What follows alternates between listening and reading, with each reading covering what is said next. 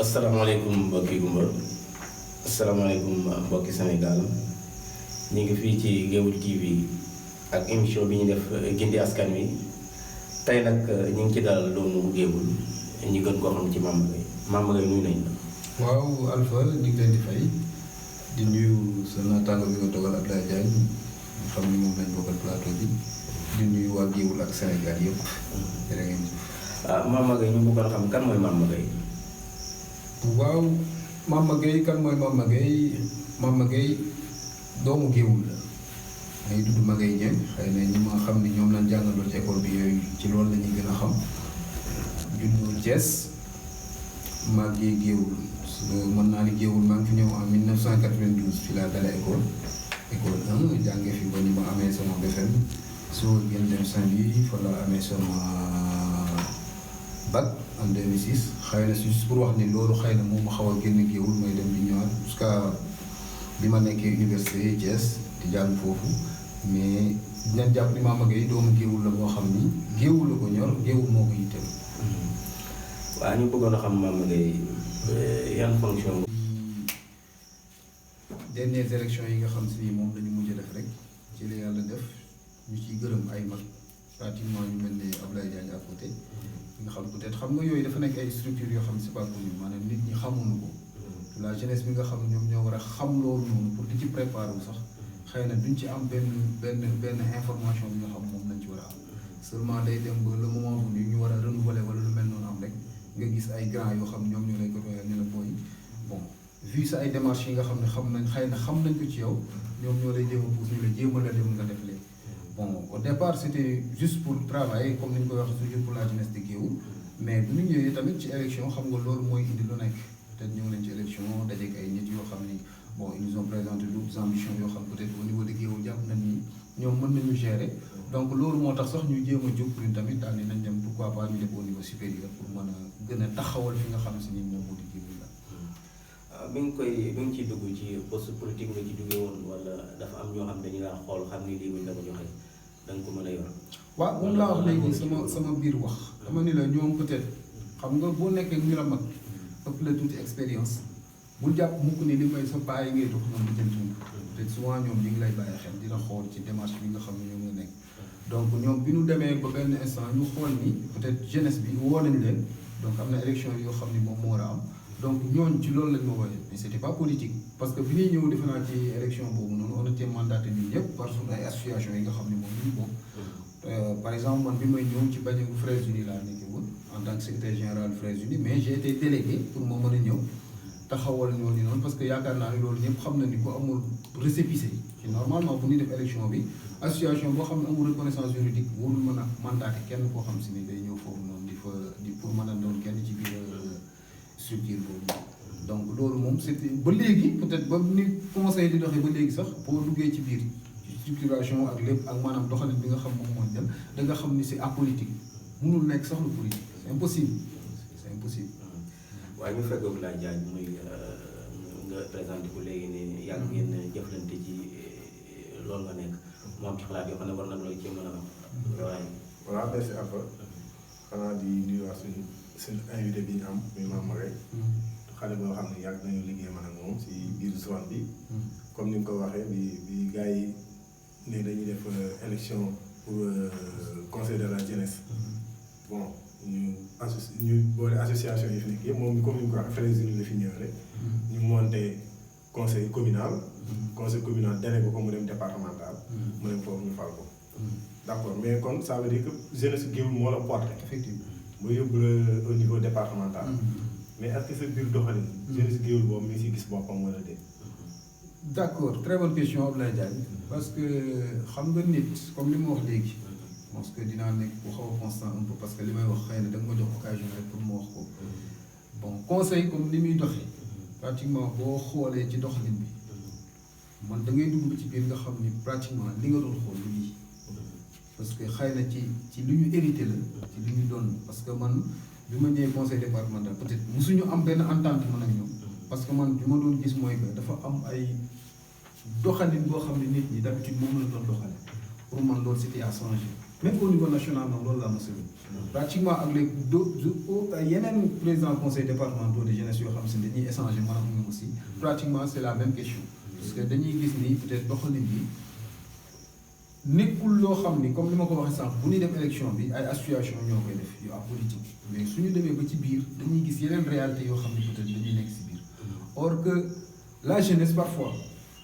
da ngay seetlu ni ñiy dem au niveau supérieur dañuy ñoom ñooy wor jeunesse bi nga xam si moo fi nekkoon pratiquement comme politique nag dafa jaxasoo ci biir mbir mi moo tax même le conseil départemental de la jeunesse mënul dox donc ñun conseil communal mënul dox pour vous jox leen exemple par exemple tey dañ naan la état amul lu mu leen defal conseil amul ay ressources yoo xam si mën na ko def conseil leen la mën a muy subvention donc ñun suñu bilan sax li ñu doon compte dëgg-dëgg mooy gis suñu ay conseils communaux de jeunesse yi nga xam ne ñoom ñoo nekk ci communes yi ñoom ñu mën a yëngatu parce que ñoom la ñu mën a jot ci budget ñun xëy na mënuñu jot loolu wala xëy na ñun suñuy boole suñuy def dara dañuy mujj ñoom ñëpp ñu leen di woo pour ku ne indi sa apport pour ñu mën a def dara peut-être juste pour wax la ni la dafa am benn liggéey boo xam ni chaîne la war a doon boo xam si dañ ko war a àndandoo ñun donc ñun li nga xam ne ñoom moom la ñuy xaar au niveau départemental man dama naan ñun moom lañ doon xaar ci ñoom au niveau communal mais pratiquement géewul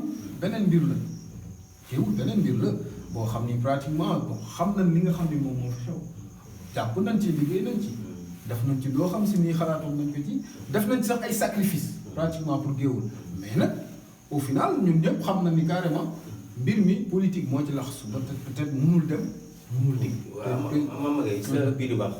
yaa ngi ne da nga dugg ba ci biir am la doon yaakaar. te loolu nekkul. ma gis sa gis-gis ci gis-gis ma ne bi ngay laaj mbir mi maîtriser woo ko. ndax loo maîtriser boo koy laaj. mbetteel wóorul la ci mën a gaaw fekk. effectivement bu fekkee li ngay laaj. am nga xam-xam bi am nga gëdd bi carrément. comme bu dee ba ci biir rek. nga ne daa am lu ci réju rek kon. li ngay laaj maîtriser wu. d'accord moom laa la wax léegi. parce que dama ni la même man à mon niveau tey damay gis ay booy yoo xam si ni maa ngi leen di jéem a encadrer ci loolu di leen jéem a expliquer le conseil de la jeunesse lan lay dox. parce que même tey au niveau national su ma la laajoon ne la yow conseil de la jeunesse lan lay jëriñ doo ma mën a wax ni. conseil de la jeunesse lii nga gis ni jariñ nañ ko ci askan bi par exemple comme exemple tey même les autorités dama naan ñoom ñoo njëkk boo fu suñu statut bi nga xam ne moom la ñu war a am est-ce que mën nga jàpp ni conseil war na mën a nekk presque ñi ngi nekk suñu ay 4 ans suñu mandat bu 4 ans nekk ak un président de la république pourtant dégg nga fi projet bu nekk dégg nga fi DER amoon na ay fonds yoo xam si ni c'était pour financer les jeunes yoo xam si ni mi ngi fi nekkoon su ma nee la jusqu'à présent le président de la république en tout cas ñun bi ñu tasee mosul recevoir le conseil de la jeunesse donc est-ce que c'est sérieux donc su ne lii c'est une force de proposition boo xam si ni day ñëw di nekk lu mel ne lantinoor ci jeunesse bi wala mu nekk représentant wu jeunesse bi yi nga xam ne ñoom ñoo diñ donc yow te bu boobaa loolu nga xam ne tey moom mooy am au niveau national nga gis ko mooy que même le président de la république amagul peut-être ci li ma xam jot toog recevoir cette jeunesse là mën a dégg lan la ñu bëgg avant ngay initier benn DER wala projet boo xam ne ñu nekk mën nañ ko seet. waaw mais yéen Mame Gueye ndax yéen wane ngeen lu tax président dina recevoir. ndax yéen da ngeen a toog rek benn place boobu jéemu leen dara waxu leen dara. te si mënuñoo xam ñeneen yéen ñi leen faloon xam mënuñoo xam lan la conseil de la jeunesse lan la. ak lan la ngeen di jariñ askan wi. bu fekkoon am ngeen lu ngeen di jariñ askan wi loo xam ne tey da ngeen di yëngu ba ñooñu dañ leen jàppale bu ngeen yëgoo ñoom ñu mën leen a jàppale. mais def leen dara da ngeen di tekkaar di toog rek. gis nga doon primordial bu conseil. c'est juste encadré. dañu am benn jeunesse boo xam pratiquement comme ni ma la ko waxee.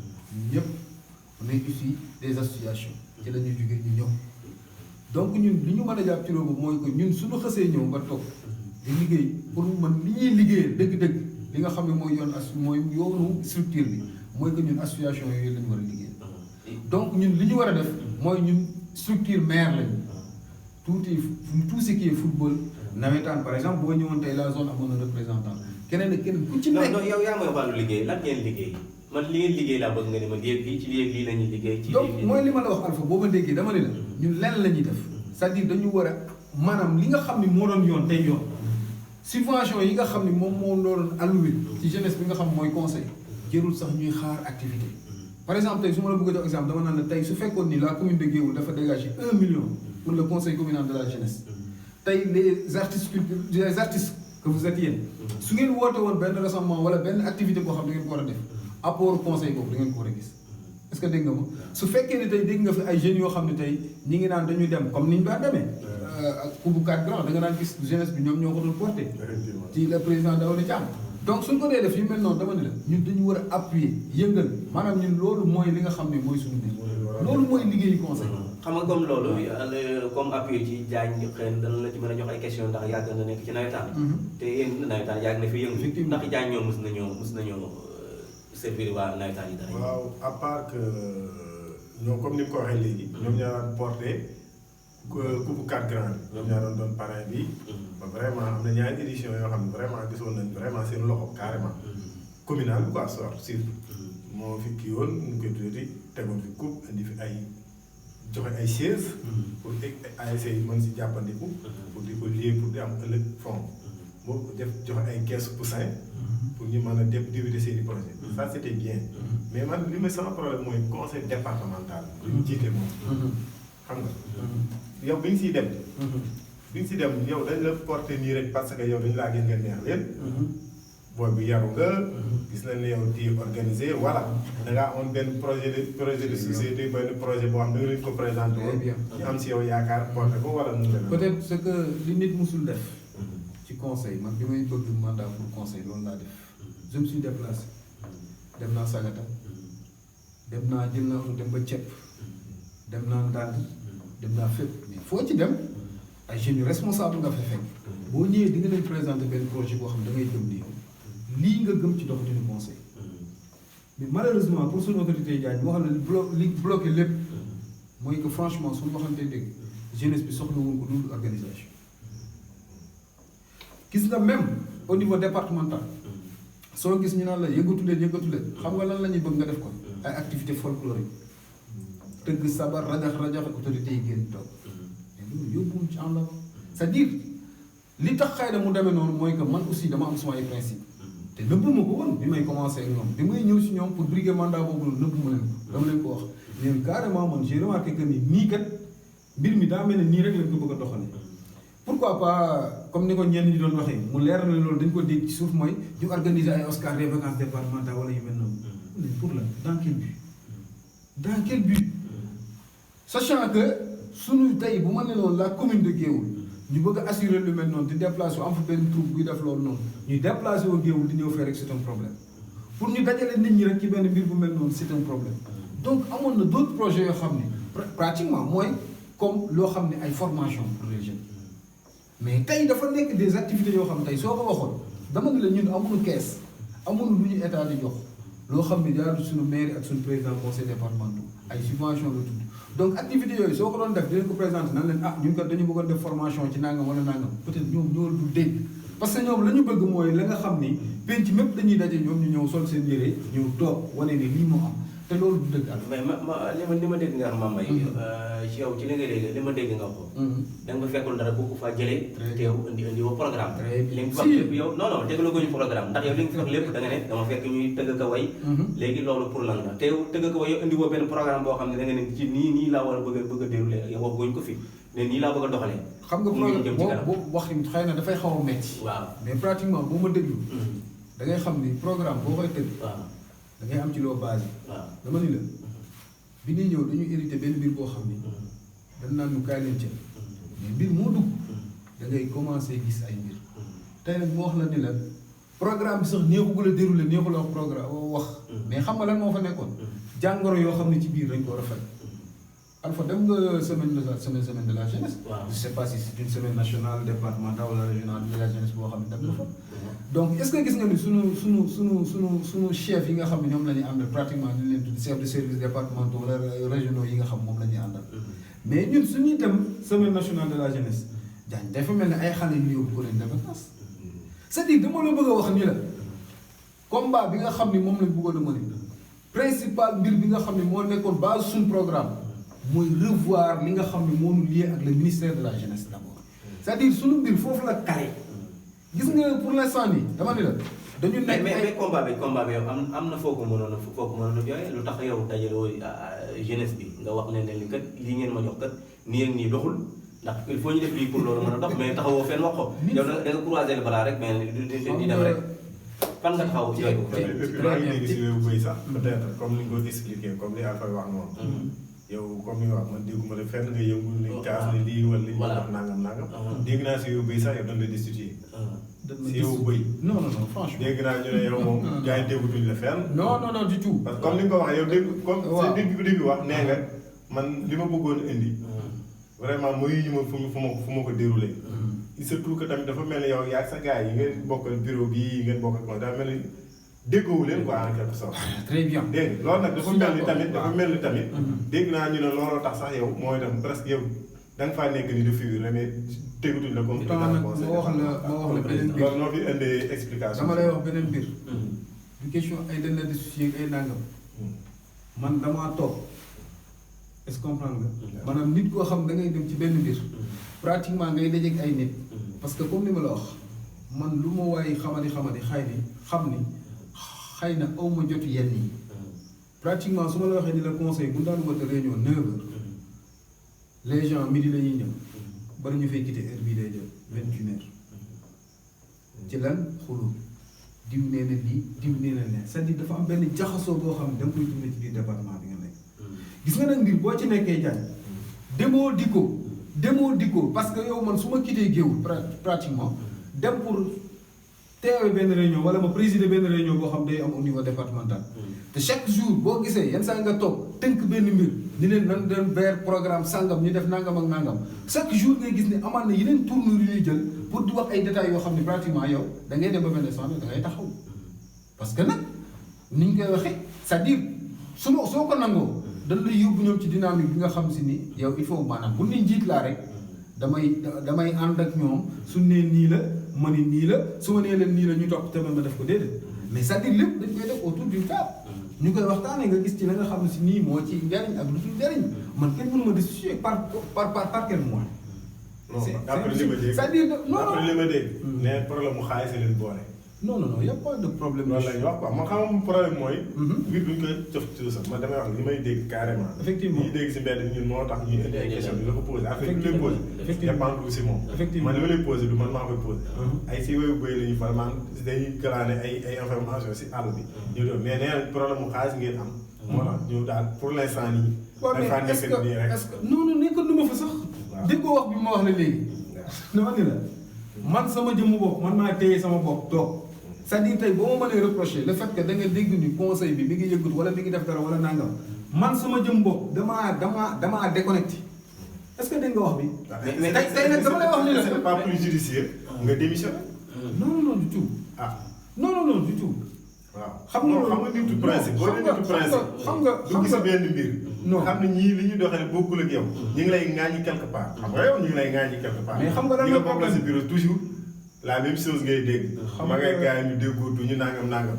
te yow comme ni nga ko waxee nii. da nga dugg am loolu waroon a teg. ñoom suivre na si loolu. li gënoon choix bi gënoon judiciaire mooy yow en tant que homme de principe. nga leen ñii kat dinaa leen a jiite jëmale leen fi mën ko moi j'ai présentement démission. effectivement waaw xam nga li nga wax ñu seet leen ko doxal ba tey je suis d'accord. mais dama ni la loolu aussi le problème xam nga fan lay nekk. on a 19 communes.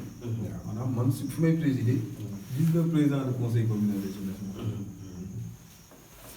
mën nañ ci compter 5 wala 4 yoo xamante ni bii xëy na ñoom ñoo gën a mën a wax.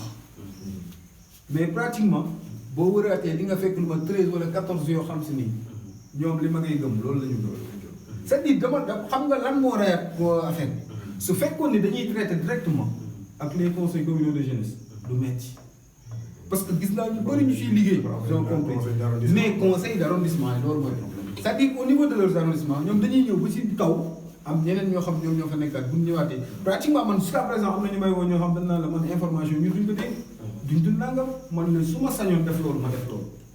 mais la seule chose bi ma mën a def te loolu mooy lu yoon mooy que su ma waree am leen loo xam damay informer kenn président conseil d'arrondissement lay pourtant le président daaw di ci amee musuma ko jox information wala dara j'appelais directement Mbaye Ndiaye en tant que président d'arrondissement moom moo war a def loolu noonu donc su ma la waxee loolu dafa am loo xam ne soo ko defalee nit ñi pour man da nga naan tamit jërul ma taxaw naan leen j'ai démissionné parce que tamit Diagne naa la wax benn affaire ci démission day yàq crédibilité structure bi nga nekk.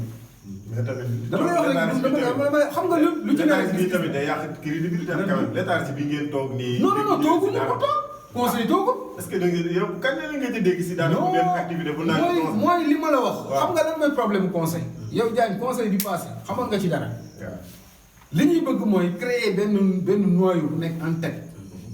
la ñuy def ñoom la conseil. parce que dañ ni par exemple bi ñuy waajal kañ ministre bi ñu woon. ministre de la jeunesse. du ren jii de daaw xaw ma daaw jéeg. mais bi ngeen ko recevoir c'était Mame Mbaye Niang. waaw parce que ñëw na fi ren ji. voilà bi muy ñëw vous avez alloué une somme. moom la ngeen ministre organiser affaire bi defe naa ca ngeen amee rëq-rëq si diggante boobu quoi. si problème mu xaalis. d'après les dires quoi. xam nga mooy li ma la wax léegi.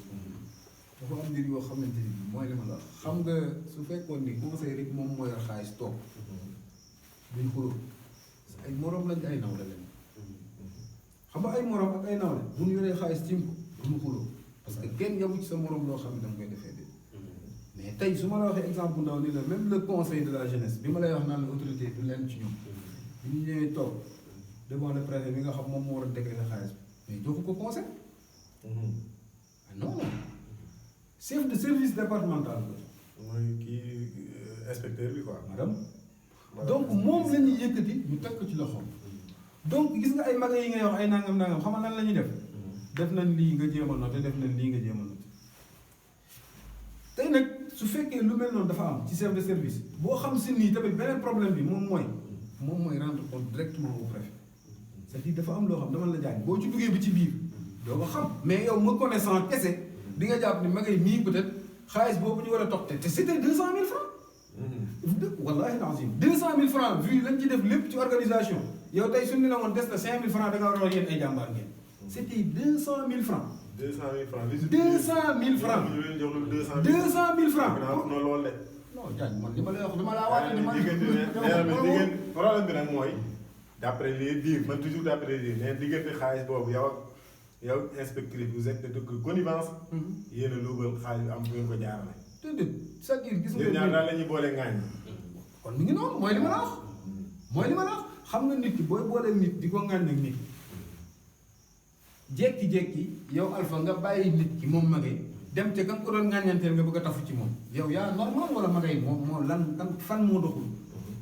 c'est-à-dire dafa am ñoo xam ni bu la yàlla booleeg ñoom ci liggéey bi ngay liggéey rek am nga problème te du lépp lañ mën a wax mais nit ki su fekkee da nga naan damay ŋàññi magay ak ki mu àndal dañoo ànd def lii tey ngay naan mel ne bu magay reculer da ngay daw tafu ci kooku mu ànd loolu yow téye kii c'est-à-dire man dama ne la ay fee la yi may metti ma ay fee la ay mbir yoo xam ni dama ko dajale di ko xool di ko gis di ko dajale di ko xool di ko gis pratiquement parfois nit ñëw ni la même su la inspectrice woo woon téléphone tey ni la ah ñun kat nangam ak nangam du xaar sax yow à ce que mu may la yow nga woo sa arrondissement wala nangam mais da ngay xam ni diw mais kat a été convoqué a été informé wala nangam yu mel noonu ça c'est-à-dire dafa am loo xam si ni bi yow doo sax comprendre.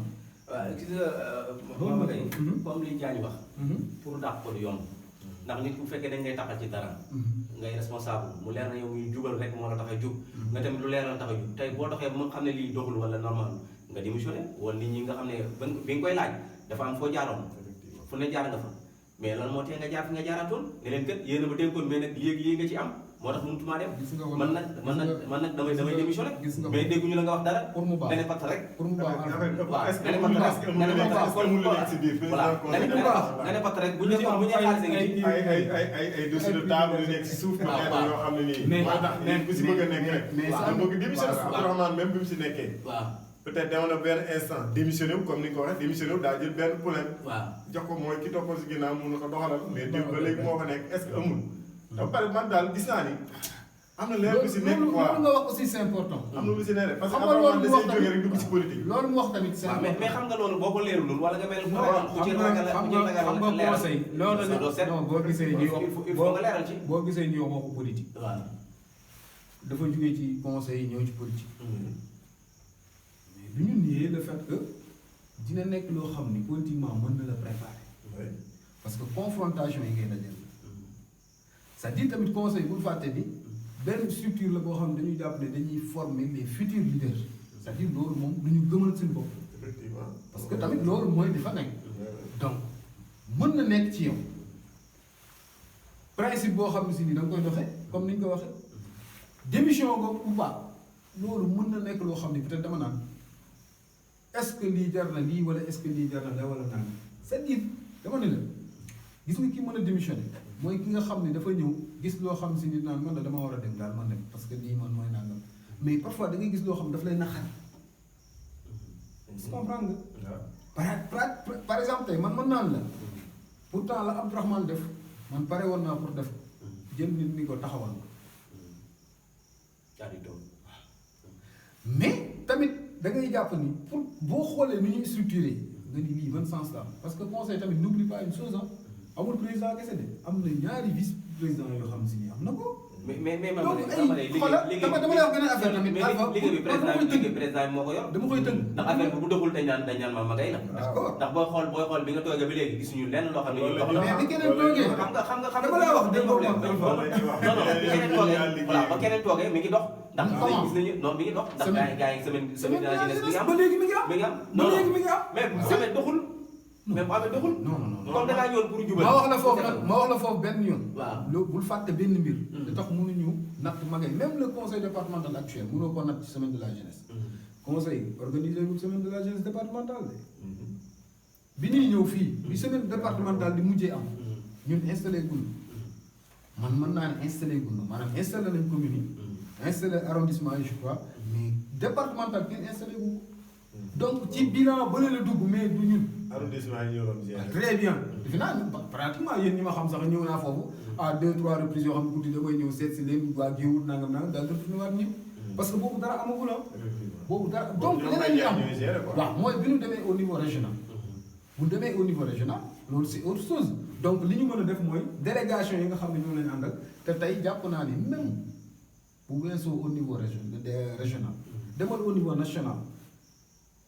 boo demee ci ñi nga xam ne ñoom lañ partagé loolu fi nekk man ñeme naa parier ci loolu nga dem toog ñun la kan moo dem seen président ci idéal demal ci waa Louga comme ni ma lay laaj léegi maa ngi koy la al naa ko ay maaxul léegi mel noonu ñun la le président Magaye moo ñu jaaxal parce que loolu man sama conduite la xaaruma pour nit ñi toog di ko xool pour ma koy def pourtant décanté naa fa sax ñoom ay situation yoo xam ne comme li ñuy wax ci wàllu xaalis noonu laa ko defee dem nañu national boobu la ñu bisi pratiquement ñu ni joxe nañ ay miettes ñii am nañ naam ñu ni éclaireur xaw ma lan benn mouvement bu nekk Louga ñu ni ñoom ginnaaw ñoo newoon ci coono yeeg nangam kenn jox leen dara pourtant man maa yëkkat 50 000 jox leen pour ñu ni duñ yéeg ci oto bi bis bi taxaw ci biir grand théâtre ñu taxaw ñu duñ ci yéeg téye seen i bagage donc pour wan la peut-être bi may def loolu xam nga lan la c'était pour wan leen ñu leen carrément man xam nañ ni mbir mi doxul c'est-à-dire ne Alpha dafa am loo xam ni comme ni ma koy waxee boo liggéeyandoowul ak chef de service lu mel noonu lu bëri doo ko mën a xam parce que li ñu lii ñun ak ñoom parce que dafa am lu ma yàgg xuloo ak ñoom chef de service dama doon jàpp ni ñoom dañu war a accompagner techniquement mais suñu lépp dañu war a laaj mais c'est pas le cas encore ñu nit yàlla dañoo nattoo ñu am jigéen bu jiitee day defee ni moom bii lay tuuti. parce que Kalidou ba mu fa nekkee. waaw loolu aussi day am loolu la daan doxale. voilà loolu la daan doxale moom. da lay encadré techniquement nekk si ginnaaw mais problème bi tamit. mooy comme ni ko Alpha waxee. mbir. bu la nit ay porté am si yow yaakaar. yóbbu la. ne la yaa ñu doy pour nga nekk seen président. boo nee ba affaire bi doxul il faut les appeler. mais doo ne rek conseil département arrondissement yi ñoo war a woote non wooy conseil département arrondissement yooyu. non tu les appelles. nga woo leen ne leen nag affaire bi am na l'état ci doxatul. te man principe bii ma andi woon fii yéen ñii ma wër ñii kenn doxalu ko ci. qu'est-ce que ça passe ñu expliqué la ngeen toog tegaat affaire yi si raay mais man li ma jàpp Alpha mooy ndax kenn nangu la démissionné mooy ñoom boo leen fekk ñi ngi si ay séminaire xam nga dem séminaire ay salif yi moom bi du wet li may wax effectivement dem Dakar séminaire yooyu dama caag yooyu si génn moo tax ku si bëgg a nekk même bu doxul da ngay toog courage rek doo principe ba nga xamante ne réer quoi moom ci loolu laa jàpp gis nga conseil amul dara gars yi amul indemnité. kenn bëggul a ñàkk dama lay wax rek. même séminaire dama lay wax benn affaire. waaw kan moo ma teg bët ci ñoom ñi ma xam. ñu jàpp ni Magaye s'est présenté ci séminaire sangam wala nangam au nom du conseil. depuis bi ma toogee jàpp sama bopp ak léegi wallaahi naa si toog ma ci benn séminaire. Diagne li ma lay wax nii dama ni la principe la man li may am pour man loolu leneen la mais dama la man conseil dama ci def parce que xam nga lan mooy séminaire. gars yi ñëw toog parfois nga dem séminaire ba ngoon jot ñu jox la 5000 mooy sa transport Dakar gii boo fi demoon séminaire ñëw en tout cas ñun le conseil transport 15000 imaginez 15000 francs aller-retour Dakar. conseil bi la koy jox.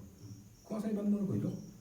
wala ñuy bu jigéen fële conseil national moo lay jox loolu conseil bi mu dencul juróom yu muy jël di ko jox. waaw mais am bu ngeen demee foofu bu ngeen séminaire am na journée nangam. waaw mais dama ni même su amoon tey ñu ni journée nangam par exemple nga dem séminaire ñëw ñu jox la 50000 francs. waaw.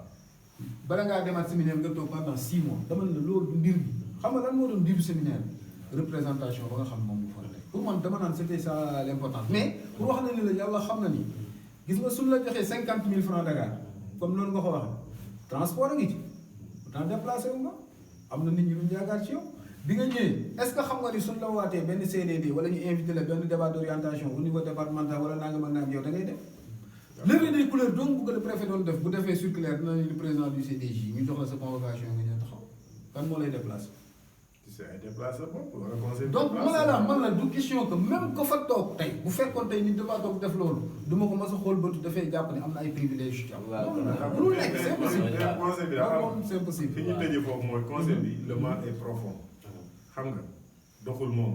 c'est-à-dire Diagne foofu bu nga tëj dama la wax dama ni. mais et puis fi ma bëgg a tëj du foofu fi ma bëgg a tëj foofu. da nga maa wax ay réunion ci biir conseil bi. waaw wallahi lazim man la woote na une fois réunion pour defar.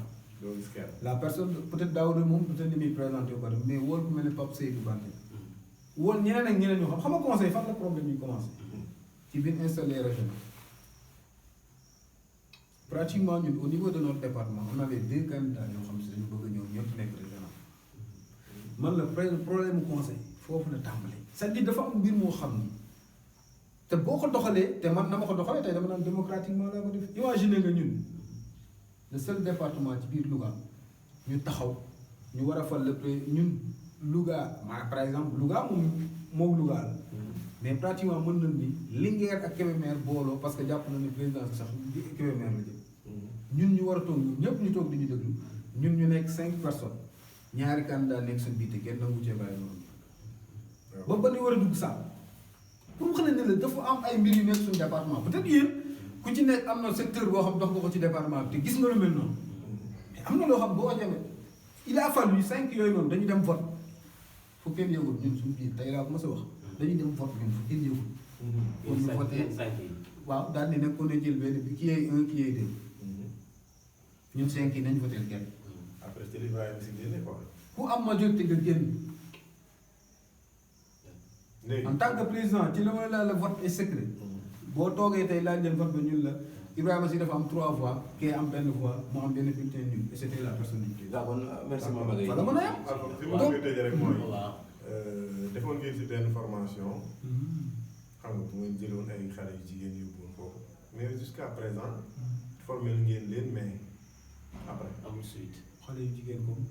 bon mu yóbbuwoon ngeen fi ay kii ëllëg Louga am na benn formation. boo d'accord très bien loolu aussi c'est autre chose gis nga loolu. ça n'a rien à voir ak conseil. non voilà très bien semaine nationale moo may loolu. donc gis nga mouvement boobu ci jeunesse bi la rek. waaw d'accord dama ne la ma def ci mouvement boobu ma lay wax ni la moo tax ñu yëg ci bis bi keroog ñu si. ci laa amee relation boobu ak le président du réel. mooy le réseau des élèves entrepreneurs et leaders. donc ci mouvement boobu noonu la formation bi am. donc bi nga xam si ni. donc dafa nekk loo xam dafa yaatu.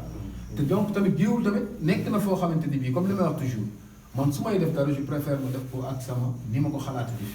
donc am na loo xam ne doo ko wékk fenn comme ay Louga ay nangam yoo xam da ngay ñëw di gis ay appui pratiquement man ma ñëwee Louga boole nañ ma ak ay marraines ñoo xam si ñoom ñu assuré woon affaire bi nga échanger ak ñoom donc c'est pas le cas ak Géewul.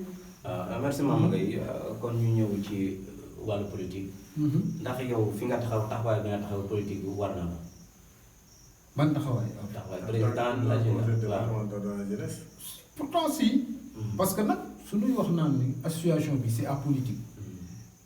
mais association bi day reconnaître tout de même à ses membres ñu def politique bi nga xam ne ñoom moom lañ bëgg a def.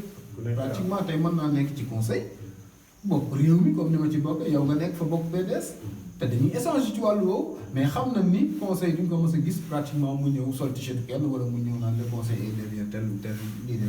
mais yaa ngi politique yow. effectivement ci ban parti nga nekk. man maa ngi politique ci parti réew mi laa nekk. ci réew mi. ñu gis doxalin yi nga nekk fii di jeunesse ci Géewul. ñu gis doxalin Géewul nan nga gisee doxalinu mairie bi fii ndax mi ngi dox wala. gisoo ci doxalin daal. gis nga mooy li ñu dugal conseil mooy li ñu dugal ci yu bare bare peut-être nekkul woon sax suñu aw yoon mais mbir boo toogee di ko xool te bokk ca pour man am na benn instant nga war a taxaw xalaat ni lii kat fi mu jëm nii la wala bul ci xel bi na yàlla may na di bàkk ni ne xel moom rek moo baax donc da ngay dem ba benn instant nga jëmmi jamono nga xool li nga xam ne moom moo fa nekk nga xam ne lii doxul pratiquement man su ma dugg ci politique ci géewul pratiquement loolu moo tax ma dugg ci ma jàpp ni lii de pour man waroon naa gën a mën a dox lii de dox li ma bëggoon a gis en tout cas géewul gisuma waaw maanaam li nga bëgg a wax daal géewul doxul daal. lan moo tax nga ni doxul. ay wàllu yu bari ci yan.